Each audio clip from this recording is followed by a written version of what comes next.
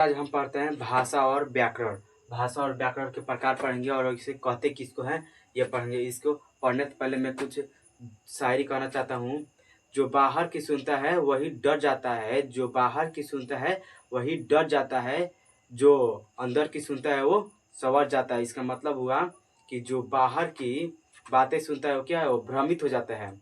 जो अपने अंदर की सच्चाई को देखता है वो क्या होता है, हमें राह दिखाती है कि ये राह पर चलना है। इसी के साथ हम इसको स्टार्ट करते हैं कि इसको कहते हैं किसको। इसको पढ़ने से पहले क्या पढ़ेंगे, भाषा कहते हैं किसको है। हेडिंग डाल लेंगे भाषा, उसके बाद से लिखेंगे जिसके माध्यम से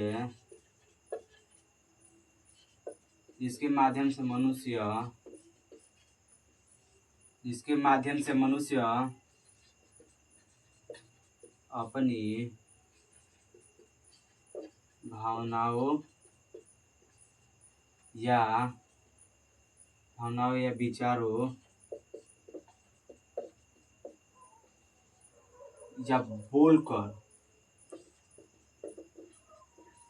या बोलकर एक दूसरे के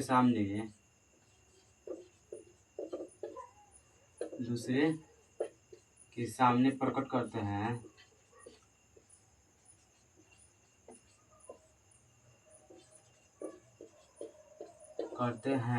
उसे क्या कहते हैं, भाषा कहते हैं। उसे भाषा कहते हैं। यानी हम कह सकते हैं जिसके माध्यम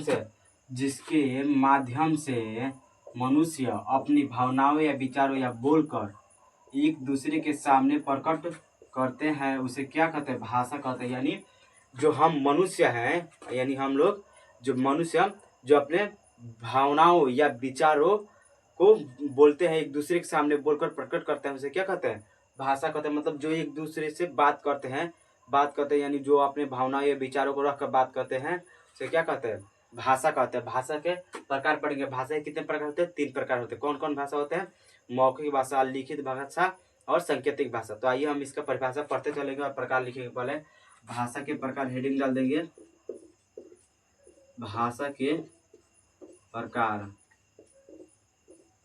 उसके बाद लिख देंगे भाषा के 3 प्रकार होते हैं। भाषा के 3 प्रकार होते हैं। पहला कौन सा हो गया, मौखिक भाषा।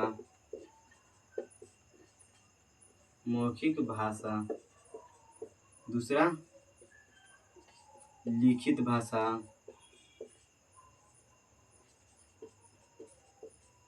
और तीसरा कौन सा हो गया, सांकेतिक भाषा।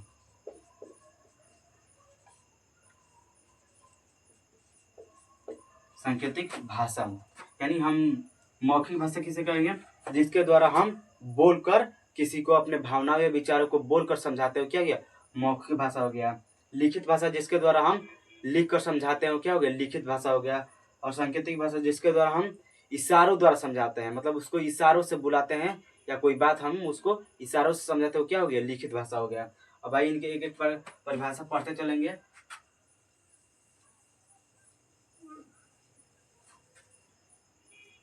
इनका पहला परिभाषा कौन सा है, मौखिक भाषा। मौखिक भाषा यानी हम लिख सकते हैं जिसके द्वारा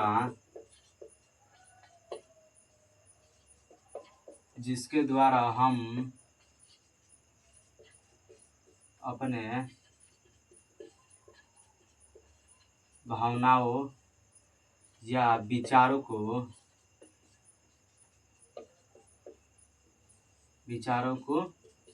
जिसके द्वारा हम अपने भावनाओं या विचारों को बोलकर समझाते हैं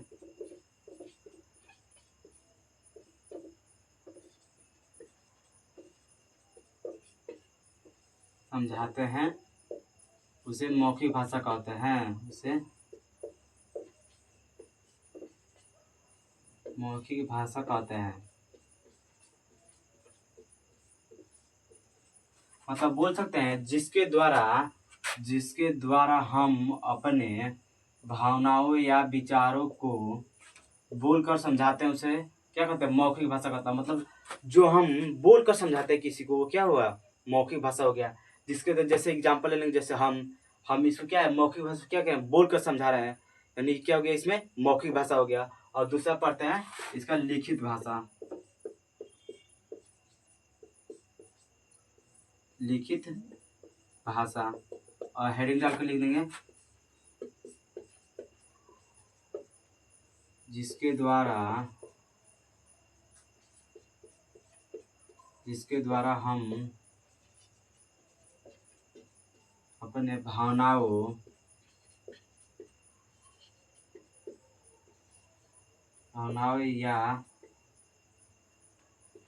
या विचारों को लिख कर समझाते हैं। लिख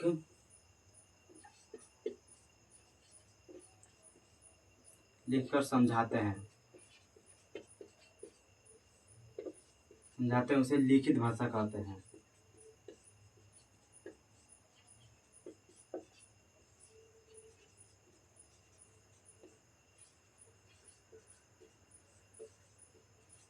यानी हम कह सकते, जिसके द्वारा हम अपने भावनाओं या विचारों को लिख कर समझाते हैं, उसे क्या कहते हैं, लिखित भाषा। एकदम सेम टू सेम मौखिक भाषा। मौखिक भाषा मतलब जो हम अपने भावनाओं को या विचारों को सोच कर किसी के सामने बोलते हैं, उसे क्या होगा, मौखिक भाषा हो गया। उसी तरह लिखित भाषा है कि मतलब जो हम लिख कर समझाते हैं अपने भावनाओं या विचारों को, जो हमारे मन में क्या चल रहा है वो हम किसी को लिख कर समझाते हैं, वो क्या हो गया, लिखित भाषा हो गया। उसके बाद से तीसरा पढ़ेंगे सांकेतिक भाषा।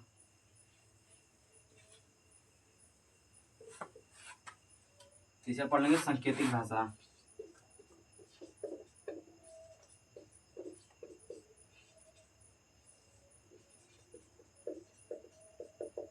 इसको भी उसी तरह लिख सकते हैं, जिसके द्वारा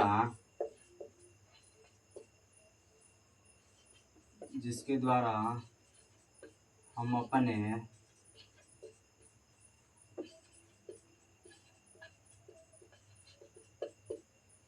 भावनाओं या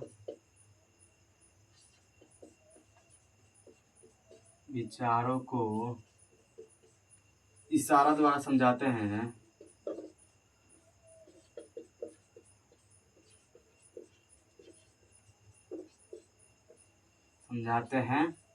उसे सांकेतिक भाषा कहते हैं।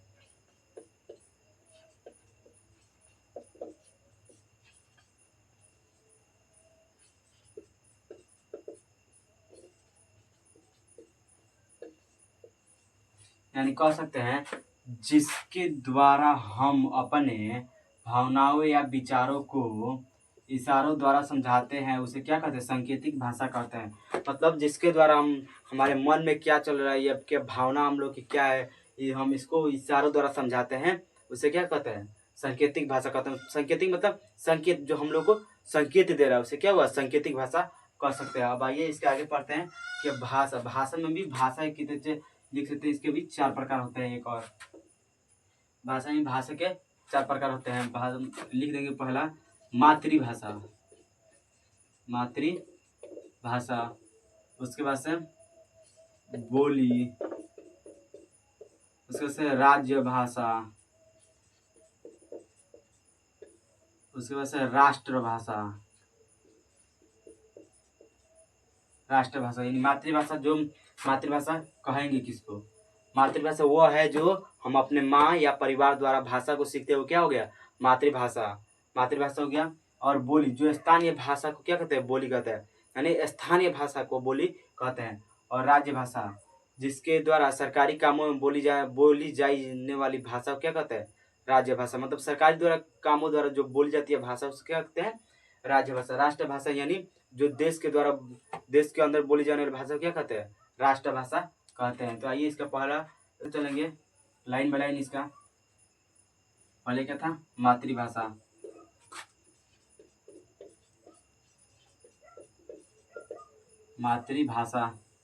लिख सकते हैं, जिसके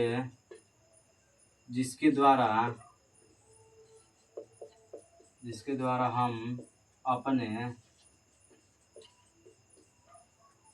माँ या परिवार से सीखते हैं, से भाषा सीखते हैं,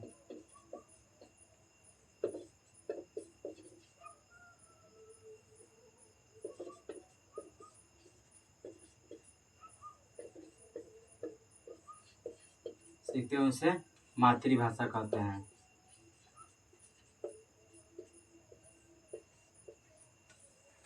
मैंने ये नहीं कर सकते, इसको मातृभाषा कहते हैं किसके, जिसके द्वारा हम अपने माँ या परिवार से भाषा सीखते हैं, उसे क्या कहते हैं, मातृभाषा। मतलब जो हमारे परिवार या माँ की भाषा सीखते हैं उसे क्या कहते हैं, मातृभाषा कहते हैं। उसके बाद से क्या है, बोली है, बोली। इसको लिख सकते हैं स्थानीय भाषा को क्या कहते हैं, बोली कहते हैं। स्थानीय भाषा को बोली कहते हैं। स्थानीय भाषा को क्या कहते हैं, बोली कहते हैं। उसके बाद से क्या आ जाएगा, राज्य भाषा। राज्य भाषा यानी राज्य भाषा कहते किसको हैं, तब सरकारी कामों द्वारा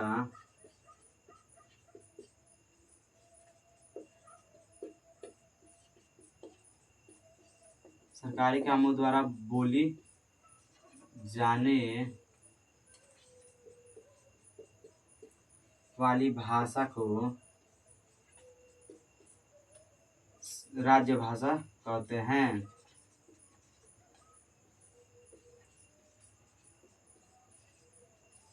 यानी इसको कह सकते हैं राज्य भाषा।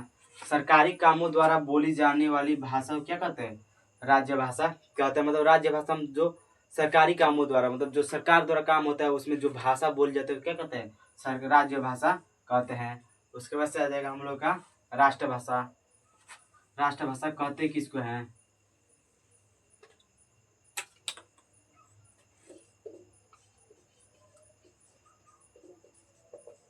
राष्ट्रभाषा। इसको भी लिख सकते हैं जिसके द्वारा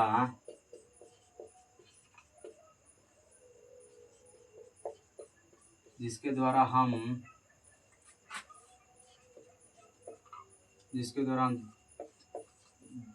देश में बोली जाने वाली भाषा, देश में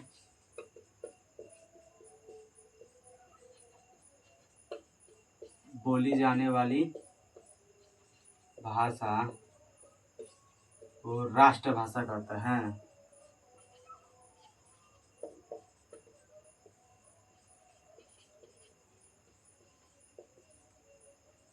यानी इसको जिसके द्वारा देश में बोली जाने वाली भाषा को क्या कहते हैं, राष्ट्रभाषा कहते हैं। यानी इसके अपवाद में राष्ट्रभाषा में मतलब लिख सकते हैं देश में बोली जाने वाली भाषा को क्या कहते हैं, राष्ट्रभाषा कहते हैं। और जो हमारे देश में सबसे अत्यधिक बोली जाने वाली भाषा कौन सी भाषा है, हिंदी भाषा है। सबसे ज्यादा बोली जाने वाली भाषा हिंदी भाषा, लेकिन वो राष्ट्रभाषा नहीं है। इसको अपवाद में हम लिख सकते हैं, इसको अपवाद में हम लिख सकते हैं राष्ट्रभाषा सबसे ज्यादा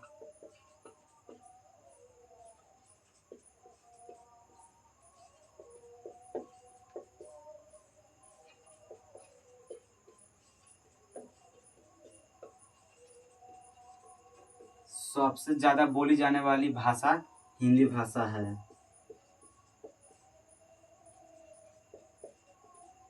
हिंदी भाषा है लेकिन राष्ट्रभाषा नहीं है।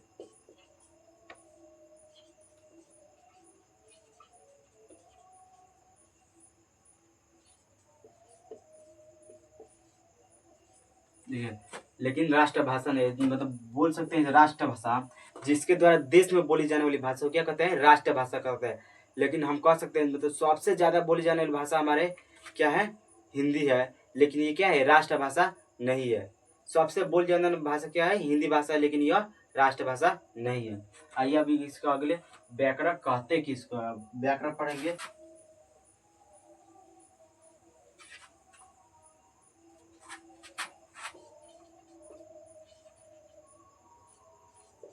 व्याकरण कहते किसके हैं, तो लिख सकते हैं जिसके माध्यम से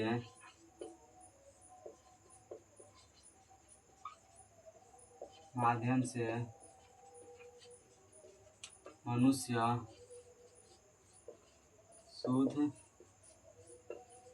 शुद्ध बोलना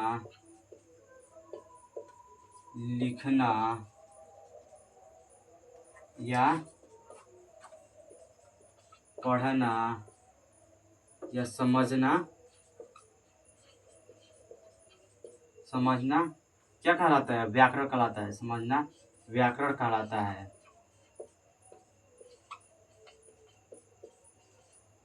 व्याकरण कहलाते हैं मतलब बोल सकते हैं जिसके माध्यम से मनुष्य शुद्ध बोलना, लिखना, पढ़ना आदि समझना, उसे क्या कहते हैं? व्याकरण कहते हैं। यानी हम इसको आम भाषा में समझ सकते हैं, जैसे कि कोई मशीन हो गया, उसका नोट बोल्ट जितना भी पुर्जा उसको औजार उसका तैयार किया जाता है, उसके बाद से वो मशीन तैयार होता है। यानी हम बोल सकते हैं जो भाषा है, जो हम लोग भाषा बोलते हैं उसके द्वारा ही व्याकरण का निर्माण होता है। जो हम भाषा बोलते हैं उसके द्वारा ही व्याकरण का निर्माण होता है।